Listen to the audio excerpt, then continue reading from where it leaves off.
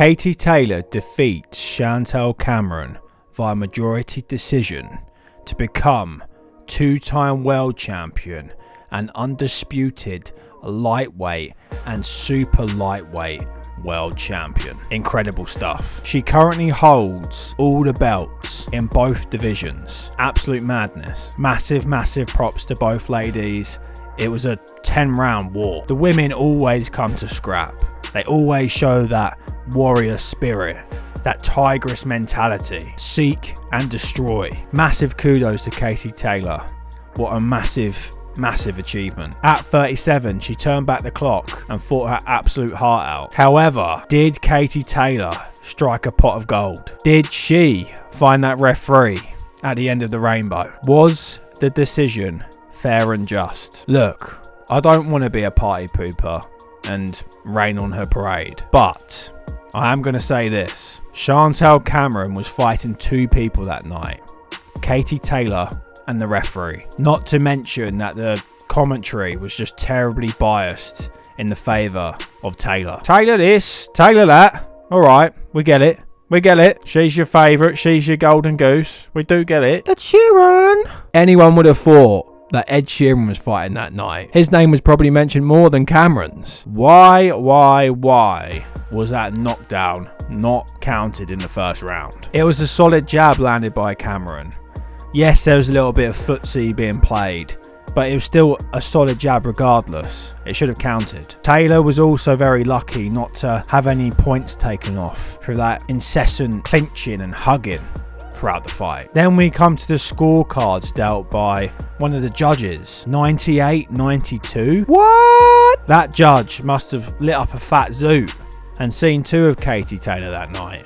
Disgraceful. But I do think there are too many people out there currently bashing Katie Taylor, not giving her credit. Yes, I do believe she lost a few times in the past, but honestly, she doesn't deserve it on this occasion. I just think we have this problem in the UK where when someone's ruling the roost, we like to just dice them up and cook them. We just don't like them having that happy period for long lengths of time. I don't know, it's a bit unclassy to be honest. As for this fight, I don't think the decision was incorrect. However, I do think the officiating, the referee, the judges were questionable. But let's break the fight down. Open up a Guinness or a Forged Stout and have a crack at it. As for the fight, it was extremely competitive. Not much in it in any of the rounds. They picked it up from their last fight, went toe to toe, and just landed a huge barrage of punches. I think it's clear as day who won the first round,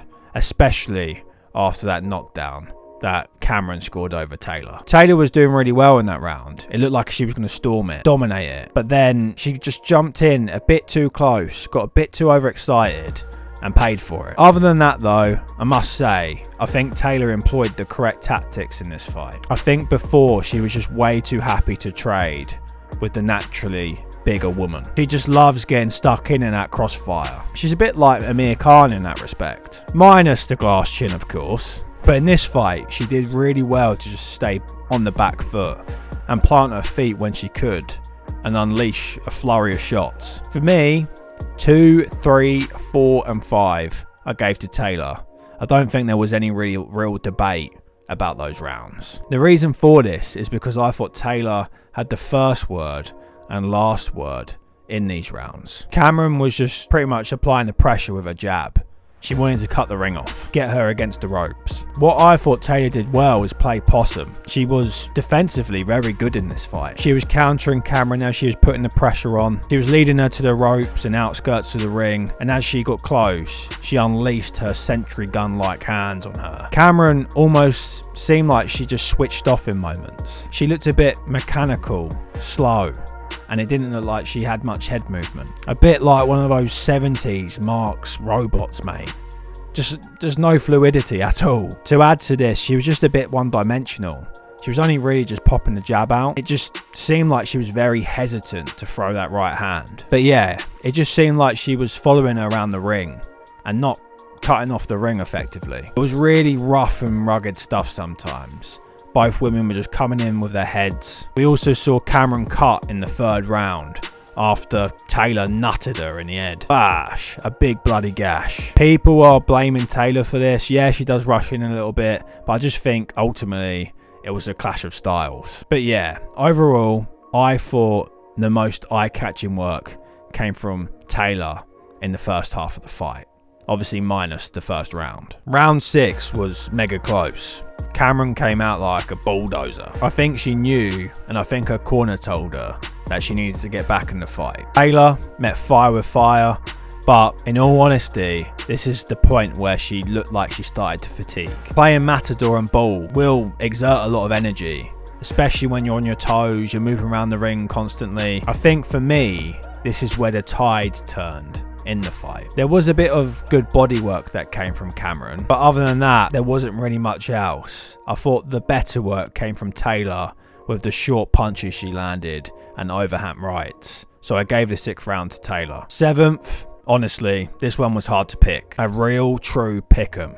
Flip a coin kind of stuff. Cameron landed a nice right hand and uppercut, whereas Taylor landed some nice flurries of shots with a few hooks. It's a hard one, but ultimately I thought the cleaner shots came from Cameron, so I gave the 7th to Cameron. Taylor just became a bit of a sitting duck in the 8th. The ball just wore her out. The gas tank completely depleted. She almost became a lover instead of a fighter. She was hugging every 2 seconds. Cameron, being the bigger, stronger woman, was taking advantage of this. This is where she wanted the fight, on in the inside. This is what she needed, and she was doing the better inside work out the two. She hit her with a good few clean uppercuts, left hooks, and she was doing some pristine body work. Taylor came back with a nice 1-2 toward the end of the round, but it just wasn't enough for me to score it to her. Taylor just found some energy from somewhere in the 9th round. She was getting back to the tactics that she was implementing earlier on in the fight, on the back foot, looking for those counters. She still looked noticeably tired, but she was doing some good work in there. The second half of the round, she did like a hug or two, maybe 6. I don't know, I lost count. But she did do well to hit with a few shots and tie her up, despite it being very annoying to watch. Cameron again just got in a habit of just following her around the ring, and in turn, she was just getting banged left, right and centre. She landed a few good shots, but again, it just wasn't enough. It was a Taylor round for me. The last and final round. Mate, this was a messy affair. AJ sleeping with your wife kind of situation. There just wasn't really much substance to this round. I don't know, you just couldn't really pick anything from it. Bless her, Cameron was trying, but every single time she did, Katie Taylor was just tying her up. Taylor did try to hit her with her lightning fast flurries, but a lot of these either missed or hit the gloves of Cameron. Overall though, I think the better work came from Cameron. Yes, it was mostly jabs, but she was just dictating that round a little bit better for me.